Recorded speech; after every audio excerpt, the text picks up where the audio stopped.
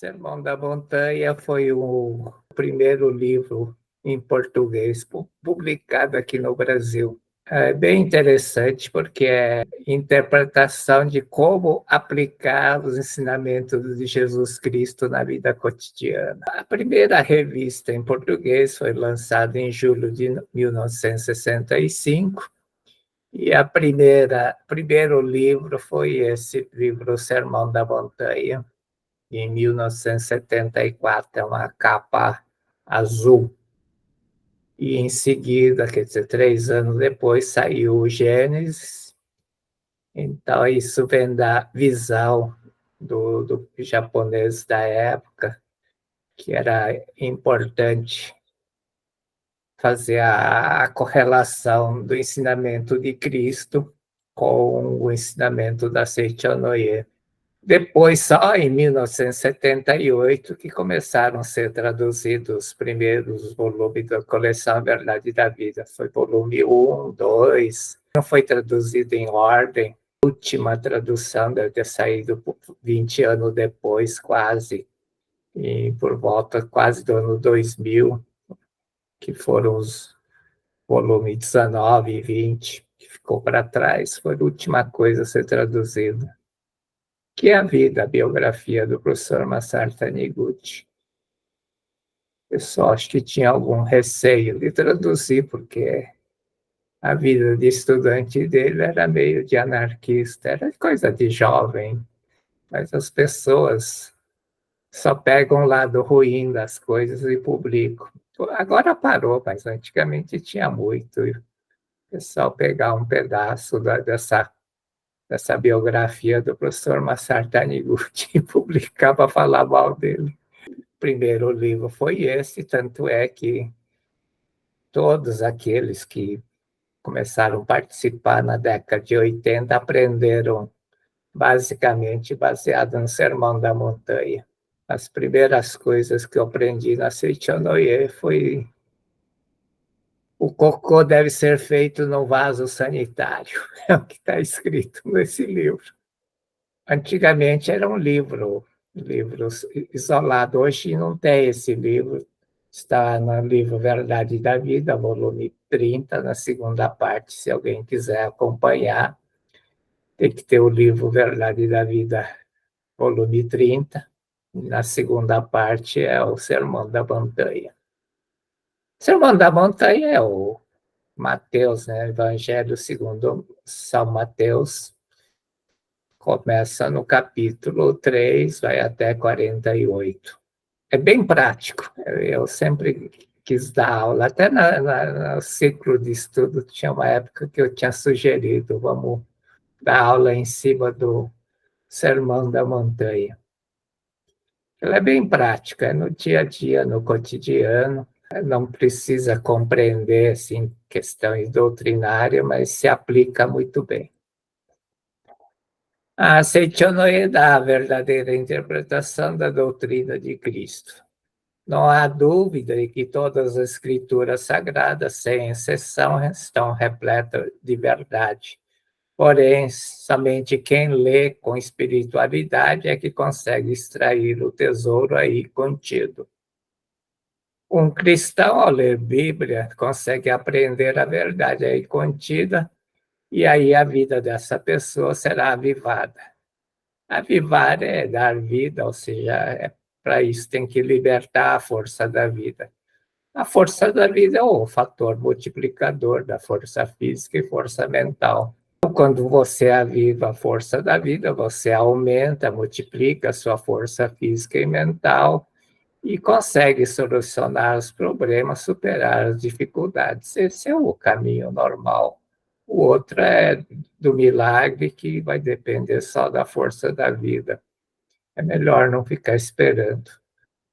É melhor fazer que a força da vida se manifeste, aumente, multiplique tua força física, sua força mental, e aí você vai conseguir solucionar os problemas. O coração enche-se de luz, sente revigorar a força física e mental, a sorte torna-se favorável, o doente se livra-se do mal. Desta forma, nota-se que a causa de não avivar, ou seja, libertar a força da vida, não está na Bíblia, e sim no leitor que não consegue extrair a verdade que a Bíblia contém. Ele conta o caso de uma moça que curou do astigmatismo devido à correta interpretação do Evangelho de São Mateus. Senhora Usami leu para a filha de um médico portadora de astigmatismo a revelação divina da grande harmonia e perguntou à moça se o conteúdo era o mesmo do capítulo 5 do Evangelho de São Mateus. A moça foi para o quarto, leu o capítulo 5 do Evangelho de São Mateus. Essa moça era católica. Até então, devido ao astigmatismo, não era capaz de ler nem ver sem óculos. Porém, neste dia, os óculos pareciam incomodar, por isso tirou os óculos e conseguiu ler com facilidade. Esta moça tinha lido repetidas vezes o Evangelho de São Mateus, mas não havia experimentado a cura, porque não interpretava corretamente e, por isso, não conseguia avivar a vida.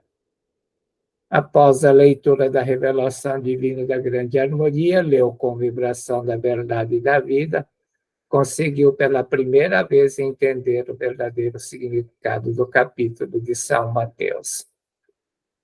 Bem-aventurados mansos, porque eles herdarão a terra, ou seja, vai manifestar o paraíso na terra. Bem-aventurado manso não é pessoa que não liga para nada, não é isso.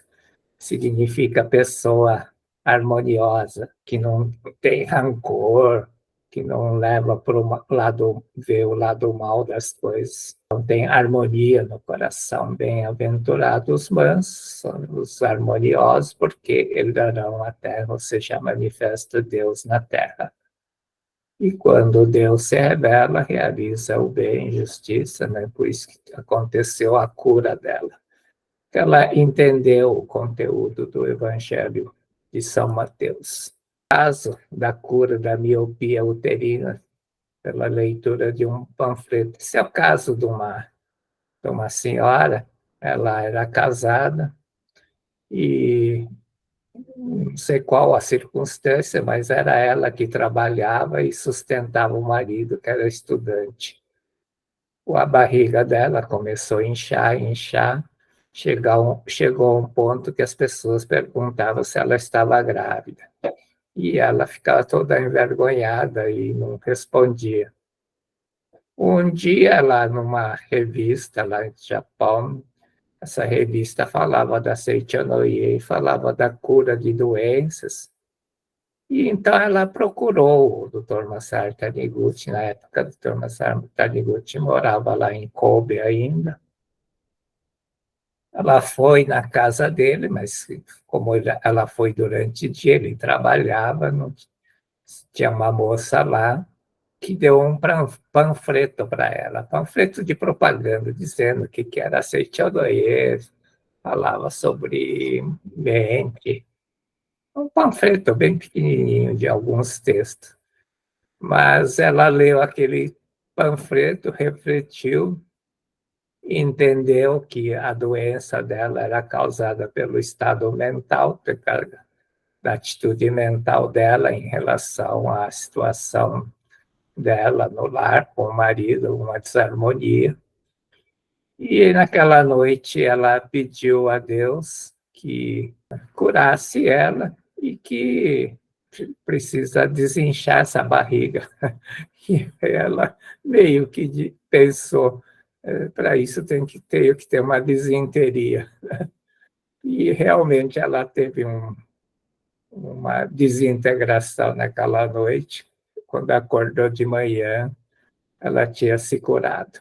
Isso só através de uma leitura de um panfleto, nem leu livro, nem revista, nem nada. Um textozinho, só para mostrar quão forte é a vibração da palavra da verdade, quando a força da vida manifesta, quando a força da vida é libertada da ilusão, ela faz essas coisas acontecerem e acontece a cura. Ele também conta no livro o caso de uma senhora que sofria fobia de bactérias, tinha medo de bactéria. O marido, não. Após relatar que a esposa passou mais de um mês internada, passou a sofrer fobia por bactérias, adotou procedimento preventivos extremos. Perguntou se não havia um meio de curar a fobia da esposa, ou seja, ela desinfetava tudo. Quando ele chegava, mandava tirar a roupa, trocar tudo, tomava precauções excessivas. Tinha que sempre passar álcool em tudo, acordava de manhã, botava a roupa para secar e assim, e não tocava em nada, andava com luva em tudo, saía para fazer compra, não, andava com medo e assim por diante. Tinha fobia extrema. E então o marido perguntou para o professor Massar Taniguchi se não tinha uma forma de curar a fobia da esposa. O professor Massar Taniguchi então perguntou: ela está realmente interessada em se livrar da fobia? O marido: parece que ela não está pensando em se livrar do hábito de desinfetar tudo com extremo cuidado. Diz que já leu todos os livros de medicina e adota o melhor procedimento e não aceita nenhuma sugestão. Professor Taniguchi, se a paciência tivesse a intenção de se livrar da fobia, tomando conhecimento que o seu eu, a natureza divina, ou a vida espírito que habita dentro de si, não é algo fraco, a ponto de ser prejudicado pelas bactérias, isto é, se tivesse autorrespeito, seria fácil despertá-la desta obsessão. Porém, este caso é uma crença pelo falso eu, porque ela acredita que a sua fobia é o que há de melhor, acredita que seu estado imperfeito é até melhor, e não há meio de incutir a verdade. Essa é uma situação bastante comum, né? Você conhece alguma pessoa, quer ajudar, mas você só consegue ajudar alguém quando a pessoa tem vontade de ser ajudado, né?